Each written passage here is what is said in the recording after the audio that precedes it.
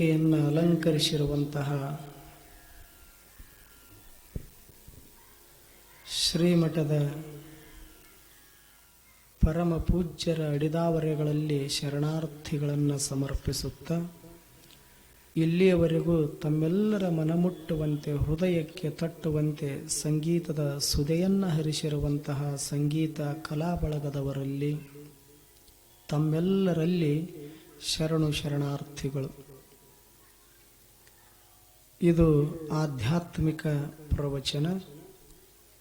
ಆಧ್ಯಾತ್ಮ ಅಂದ್ರೆ ಬೇರೇನೂ ಅಲ್ಲ, ನಮ್ಮನ್ನು ನಾವು ತಿಳಿದುಕೊಳ್ಳುವುದು.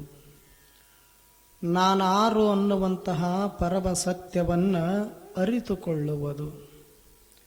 ನಮ್ಮ ಯಥಾರ್ಥ ಜ್ಞಾನವನ್ನು ನಾವು ಮಾಡಿಕೊಳ್ಳುವುದಕ್ಕೆ ಏನಂತ ಕರೀತಾರ? ಆಧ್ಯಾತ್ಮ ಅಂತ ಕರೀತಾರ. ಮನುಷ್ಯನ ಸ್ವಭಾವ ಹೀಗದ ಅಲ್ಲ. ಮನುಷ್ಯ ಹೊರಗಿನ ಎಲ್ಲ ವಸ್ತುಗಳ ಬಗೆಗೆ ತಿಳ್ಕೋಬೇಕನ್ನುವಂತಹ ಹಂಬಲವನ್ನು, ಅಪೇಕ್ಷೆಯನ್ನು, ಇಚ್ಛೆಯನ್ನು ವ್ಯಕ್ತ ಮಾಡ್ತಾನೆ. ಆದರೆ ನನ್ನ ಒಳಗೊಂದದ ಅಲ್ಲ, ಇದನ್ನು ತಿಳ್ಕೋಬೇಕನ್ನುವಂಥ ಪ್ರಯತ್ನ ಮಾಡೋದಿಲ್ಲ ಮನುಷ್ಯ. ಭಗವಂತ ಮನುಷ್ಯನನ್ನು ಈ ಜಗತ್ತಿಗೆ ಕಳಿಸಿಕೊಟ್ಟಿದ್ದು ಯಾಕೆ ಕಳಿಸಿಕೊಟ್ಟನಂತ ಕೇಳಿದ್ರೆ, ನೀ ಮೊದಲ ಈ ಭೂಮಂಡಲಕ್ಕೆ ಬರೋದಕ್ಕಿಂತ ಮೊದಲ ಎಲ್ಲಿದ್ದಿ? ಜಗತ್ತಿಗೆ ಯಾಕೆ ಬಂದಿ? ಬಂದ ಬಳಿಕ ನಿನ್ನ ಉದ್ದೇಶ ಏನು, ಗುರಿ ಏನು, ನಿನ್ನ ಧ್ಯೇಯ ಏನು ಒಂದಿಷ್ಟು ತಿಳಿದುಕೊಳ್ಳಬೇಕು. ನೂರಾರು ವರ್ಷ ಈ ಭೂಮಂಡಲದ ಮೇಲೆ ಕಾಲವನ್ನು ಕಳೆದ ಬಳಿಕ ಕೊನೆಗೆ ಒಂದು ದಿವಸ ಹೋಗುತ್ತೀವಲ್ಲ, ಎಲ್ಲಿಗೆ ಹೋಗುತ್ತೀವಿ?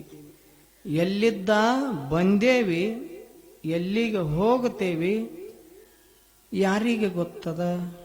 ಯಾರಿಗೂ ಗೊತ್ತಿಲ್ಲ. ಇದನ್ನು ಒಂದಿಷ್ಟು ನೀನು ತಿಳ್ಕೊ, ನಿಂದ ನೀ ತಿಳ್ಕೊ ಅಂತ ತಿಳ್ಕೊಂಡು ದೇವರು ಭೂಮಂಡಲಕ್ಕೆ ಕಳಿಸಿಕೊಟ್ಟಾನ. ನಾವು ಇನ್ನೊಬ್ಬರದ್ದು ತಿಳ್ಕೊಳಕ ಪ್ರಯತ್ನ ಮಾಡಿವಿ ಹೊರತು ನಮ್ಮದು ನಾವು ಯಾರೂ ತಿಳ್ಕೊಳ್ಳುವಂಥ ಪ್ರಯತ್ನ ಮಾಡ್ತಾ ಇಲ್ಲ. ಅದಕ್ಕೆ ಹಳ್ಳ್ಯಾಗ ಅನ್ನೋದಿಲ್ಲ, ನಿಮಗೆಲ್ಲ ಗೊತ್ತಿರ್ತದೆ. ಎಷ್ಟು ಚಲೋ ಅದರೊಳಗೆ ತತ್ವದ, ಎಷ್ಟು ಚಂದ ಹೇಳ್ತಾರೆ. ಎಲ್ಲ ಮಾತಾಡ್ತಿದ್ದಿ, ನಿಂದ ನಿನಗೆ ಗೊತ್ತಿಲ್ಲ, ಇದ ತತ್ವ. ನಿಂದ ನಿನಗೆ ಗೊತ್ತಿಲ್ಲ ಅಂದ್ರೆ ನೀ ಯಾರನ್ನೋದ ನಿನಗೆ ಗೊತ್ತಿಲ್ಲ. ಆದ್ರೆ ಊರ್ದ ಎಲ್ಲ ತಿಳ್ಕೊಬೇಕಂತಿದಿ, ಜಗತ್ತಿಂದ ತಿಳ್ಕೊಬೇಕಂತಿದಿ. ಮೊದಲು ನೀ ಯಾರನ್ನೋದ ನಿನಗೆ ಗೊತ್ತಿಲ್ಲ ಅಂತ ಅನ್ನೋದಿಲ್ಲ, ಅದರೊಳಗೆ ತತ್ವದ. ಹಾಗೆ ನಾನು ಯಾರನ್ನುವಂಥದ್ದು ತಿಳಿದುಕೊಳ್ಳುವುದೇ ನಿಜವಾದ ಆಧ್ಯಾತ್ಮ. ಇದನ್ನು ತಿಳ್ಕೊಬೇಕಂತನ ಭೂಮಂಡಲಕ್ಕೆ ಬಂದೀವಿ. ಯಾರು ಎಷ್ಟರ ಮಟ್ಟಿಗೆ ತಿಳ್ಕೊಳ್ಳುವಂಥ ಪ್ರಯತ್ನ ಮಾಡಿವಿ, ಸ್ವಲ್ಪ ವಿಮರ್ಶೆ ಮಾಡಿಕೊಳ್ಳೋದು, ಸತ್ಯಾನ್ವೇಷಣೆಯನ್ನು ಒಂದಿಷ್ಟು ಮಾಡಿಕೊಂಡೇವಿ ಅಂದ್ರೆ 195% ಹೊರಗಿಂದ ತಿಳ್ಕೊಬೇಕಂತ ಇಚ್ಛಾ ಪಡ್ತಾನ ಮನುಷ್ಯ ಹೊರತು ನನ್ನ ಒಳಗೊಂದು ಸತ್ಯ ವಸ್ತು ಅದಲ್ಲ, ಅದೇ ನಾನು.